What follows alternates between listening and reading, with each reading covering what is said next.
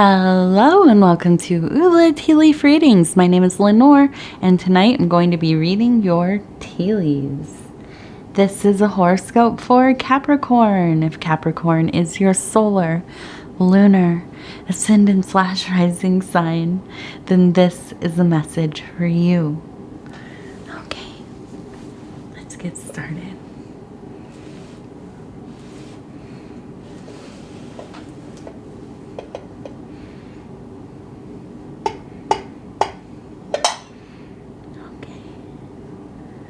And let's see, what do these tea leaves have to say tonight?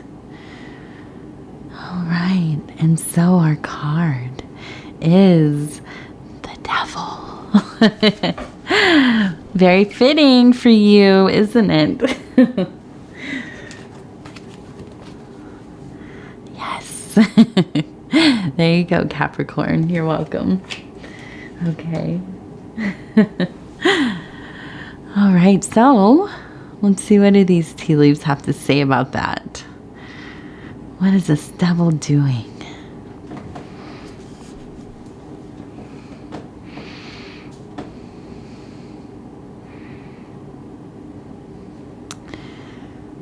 Oh my goodness. Okay.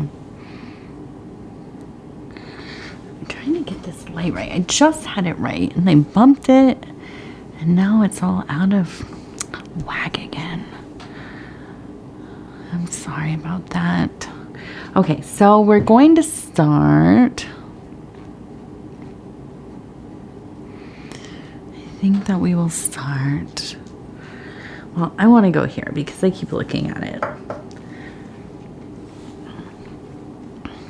And so we have what looks like a person right here. And we have, it looks like a circus tent. It looks like a hut. It looks like a temple. And kind of, I always think of kind of a circus tent without all the animals, you know. A circus tent, though, the energy, the ecstatic, bizarre, just strangeness, absurdity of a circus. It seems like it would be kind of on the opposite end of the spectrum as a temple that is kind of quiet and full of grace and perfect architecture and art, and you know, everything is planned just so. And I don't know, I think both kind of I feel they are kind of one and the same, oddly, but I see you here kind of running towards this place. There is this real ambition running through you, running wild through this cycle. And as we know, that Devil card has a lot to do with ambition. It has a lot to do with breaking down conditioning, social mores, redefining your perceptions that have kind of been instilled in you, your worldviews, so that you may go further into life, so that you may travel to the far corners of reality and beyond. So it makes sense to me that there's this kind of merging of this wild place, this place of absurdity where nothing really makes sense, but it is enthralling, and then kind of entangled into this other place that is so divine, holy, beautiful, full of awe. Okay, and I do wonder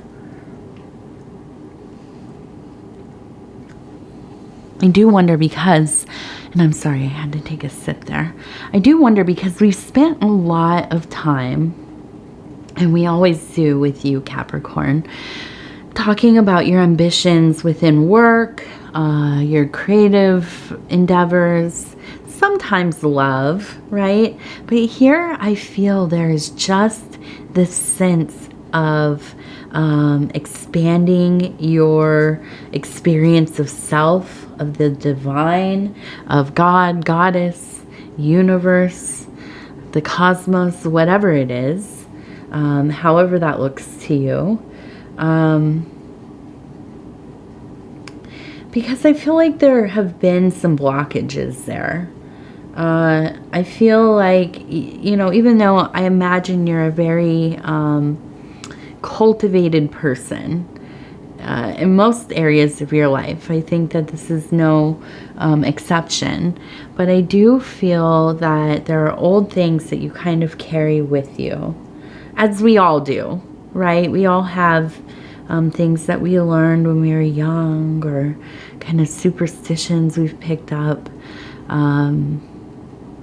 you know, dogmas, tenets, virtues, whatever they are, they really do stay lasting within us. And that, I'm not saying that that is a bad thing at all. A lot of those things really add to who we are as people. Now, can they hinder us ultimately? Yeah, depending on the cycle of life that you're in and, you know, what you're trying to accomplish. And so I think that you are on a bit of a journey of kind of expelling some of those limitations. And so I think that something that would be interesting for you to do, and this is one of my favorite kind of active imagination types of activities, is kind of going somewhere, maybe in your home, maybe outside, wherever you feel comfortable. Maybe lying down or sitting in a comfortable chair, getting the room a little bit cooler, comfortable, maybe dark if that helps you kind of visualize. And just kind of going into yourself, closing your eyes, going into yourself. Start to bring up images of what you would consider temples, sacred places,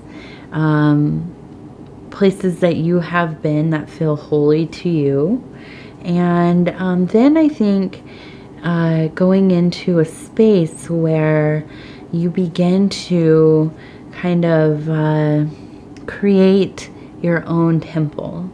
What would your temple look like?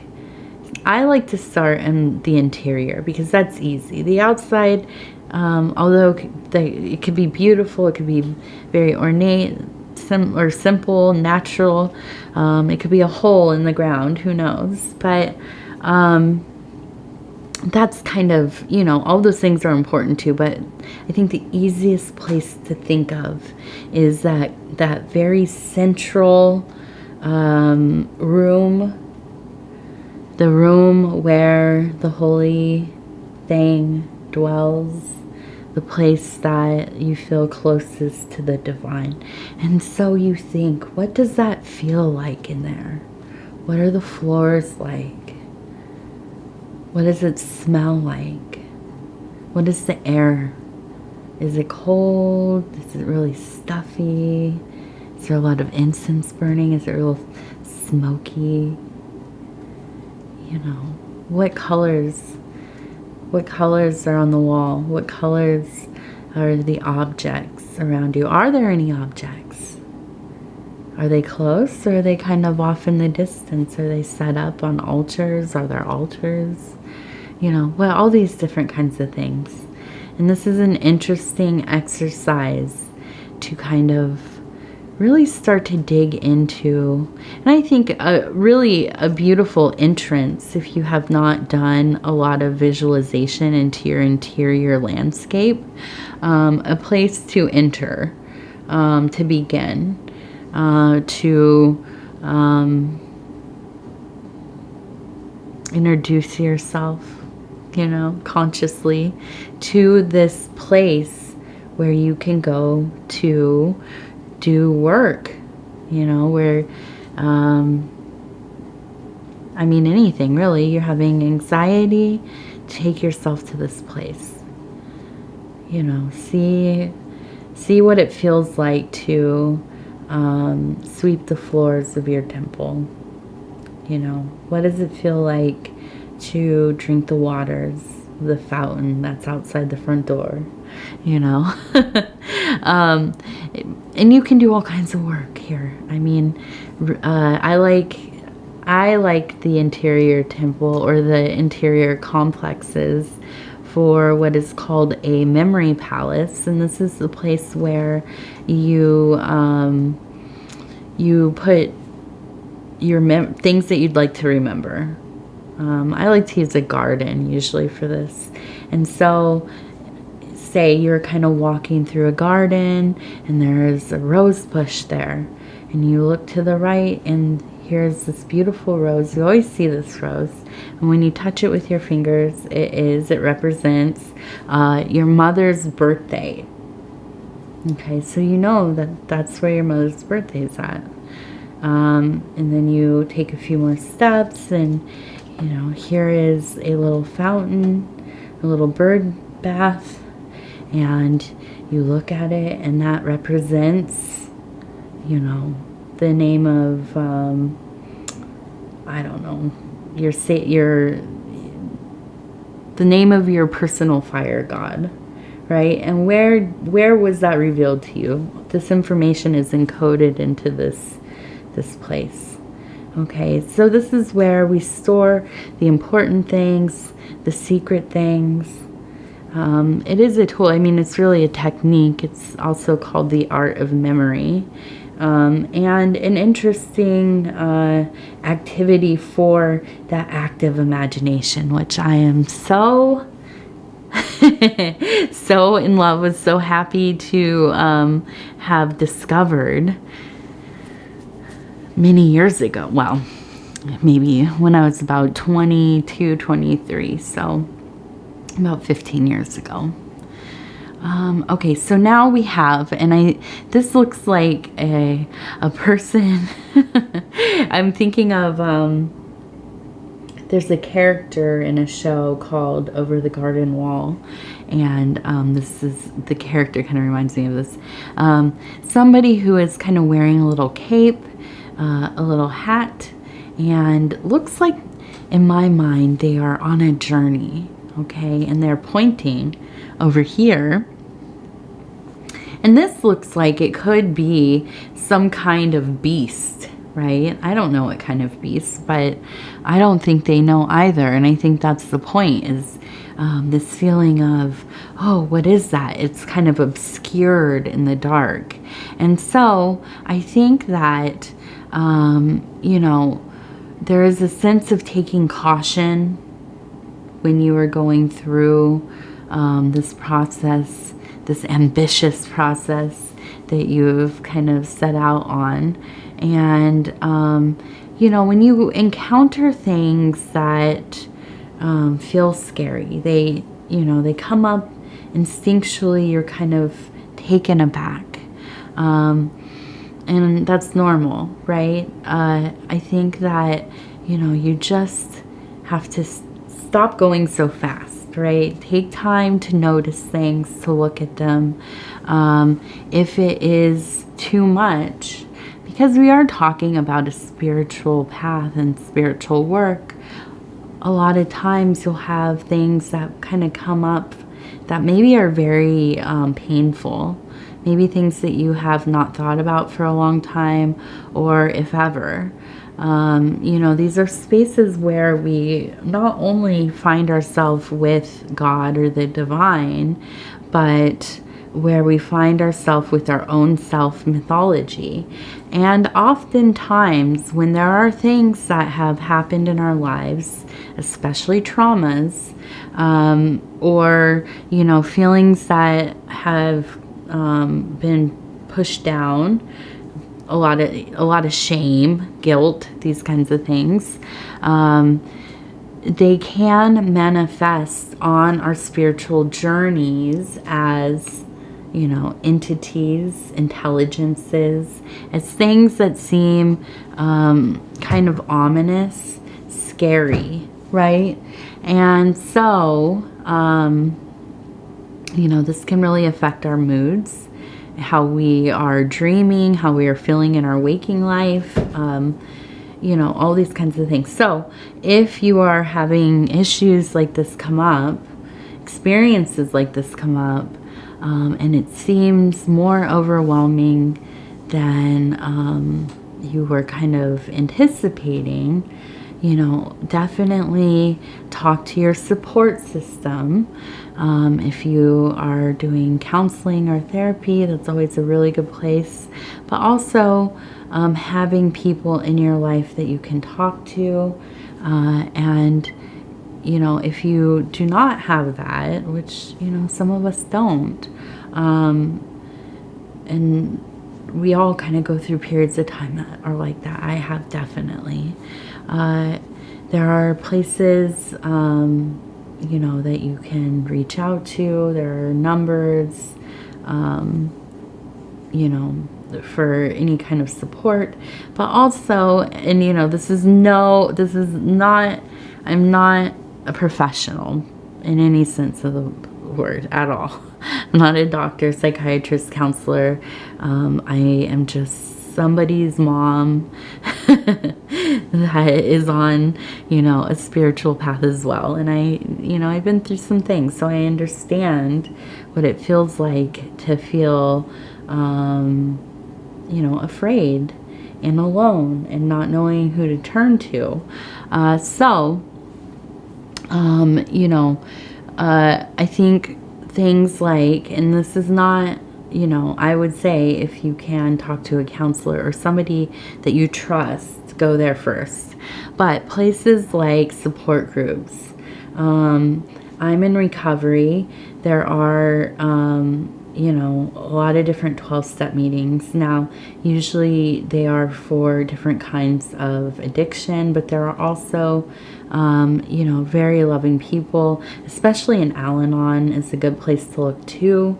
There's also in America, I don't know about other countries, but there's something called NAMI, which is, I don't know, but it's NAMI, okay? And that's a mental health kind of support group. They have them kind of in every city, and they have different kinds of meetings. They're free. And then also, you know, and this is like, I've mentioned Reddit before, but I really like Reddit if you know how to keep yourself anonymous and you don't dox yourself. Please don't do that. But going to places, subreddits that have like-minded people. You don't even have to post on there or anything, but sometimes it's really helpful to read other people's experiences, you know, and just know that you're not alone in what you're going through. Okay, so for me, like, especially when I became a mom, I had never had any experience with young children. I had been very focused on self-work, you know, just kind of really into exercise and cooking and self-work. I had met my husband, and we were, you know, we just didn't know we were going to have a kid. So when we did, you know, I was not really prepared for what that was going to be like. And it was hard. It was very difficult. And it was the beginning of lockdown and all these kinds of things happening.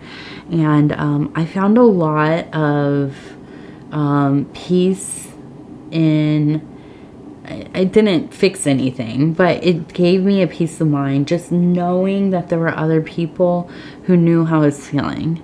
I was on a lot of the like different kinds of mom groups, and not the ones where it was like, my house is perfect and clean and, you know, everything matches.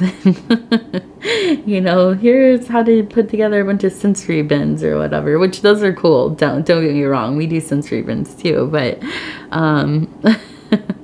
that's not my brand. So, but finding people who understand, or at least are going through something that you can relate to. Very helpful. You know, so here's just, you know, just a little thing to think about. Okay. And you know, I think the thing about doing any kind of spiritual work, magic, you know, deep religious work, it is very emotional. And if you belong to a system, an established, you know, what's the word? Not congregation, but yeah, congregation, but a form of religion, or if you're, you know, I don't know, like a Gnostic, or some kind of magic practitioner or whatever, and you belong to a system, there's kind of, hopefully anyways, in theory, kind of a, there's fellowship there, kinship, fellowship. And so when you do go through some of these things that are difficult, which we all do when we're doing this kind of deeper work, and it's so ambiguous and it's so individual that not anybody really has like the ultimate answer, but being among people who maybe have a similar motivation, drive, they're inspired in the same way, they use the same jargon, imagery, whatever, that might be helpful as well. Okay. All right, so this looks like a little rabbit to me. We're still in the year of the rabbit. Amazingly, it feels like, I don't know, it feels like we're like in 2023, like 0.4 or something. But at the same time, I feel like the year just started. I don't know. It's like a weird place, August, September. So anyways, we are in a place of abundance here, okay? No lack of motivation and ability to stay the course, okay? I think it's just part of,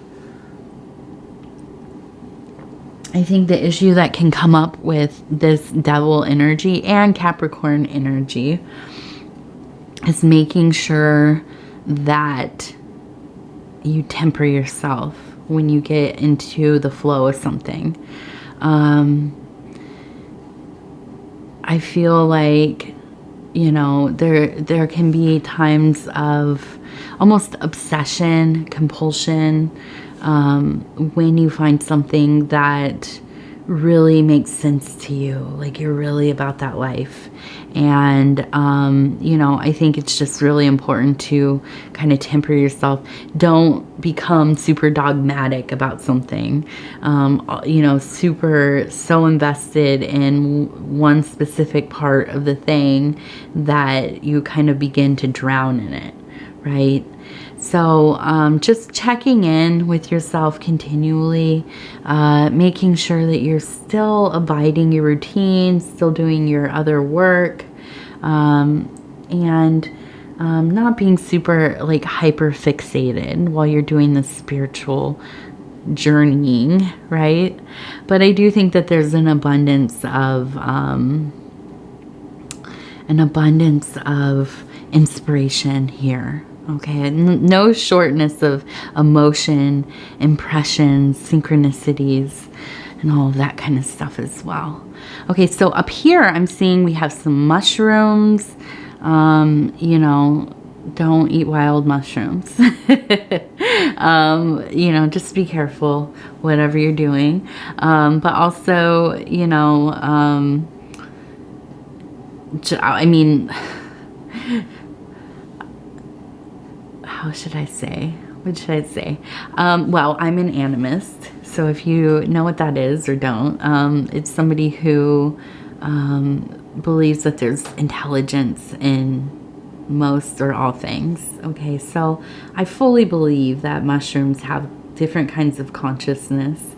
And, you know, when we and everything that we come in contact with does. So maybe like a real mushroom energy. Maybe go listen to some Terrence McKenna. Okay, so we also have a bird who's kind of perched right here. And then we have, it looks like a field that has some sunflower seed, which in the area of the country that I'm in, even in my own backyard, I planted a bunch of sunflowers this year. They are in bloom. They're beautiful. Go find some sunflowers. Go see them. Go be around them if you can. A lot of places now, I don't know if it's just like a Midwest thing, but a lot of places have these big fields where you can go take pictures with them and whatever. But I don't know. There's just something so, you can't be very sad around sunflowers unless the birds are taking them all away, which might be why there's a bird there. They keep taking my sunflowers as soon as they open up. Okay, so we have a piece of candy. Okay, and I feel like ultimately this is just really the sweetness of life. I feel like, you know, you have been doing so well monetarily, at least better than you ever have, or you're getting to that point. Your work has been successful this last couple of cycles here. And so this is all kind of the foundation for this other work that you feel so kind of pulled. There's like a magnetism to going into these more spiritual places, and I really feel like this is like the sweetness of life for you. Although you're good at other things, this is where you really are yourself. Okay, so we're gonna take a look at the Wild Bohemian affirmation cards. And these are the fire element. And I'm just going to go ahead, pull these up here. And then I'm going to go through there. No, I'm not doing that one. I just did that one last night. I keep pulling the same ones. I need to take them out, I think, the ones that I already read. Okay, so this is actually really pretty. I haven't seen this one at all. We have, it looks like 3 little fairies or children with wreaths on their hair, on their head, and they're dancing, and it looks like maybe by a little fire there. And it says, I am here. Your creative self-expression vivifies others. Your life is for sharing with pure joy. Yeah, I like that. I feel like that's where you're headed, definitely. I mean, I think that you're always creating anyways, but I feel like this is the vibe. I think as you are going through these spiritual corridors, creating temples, building temples from the ground up.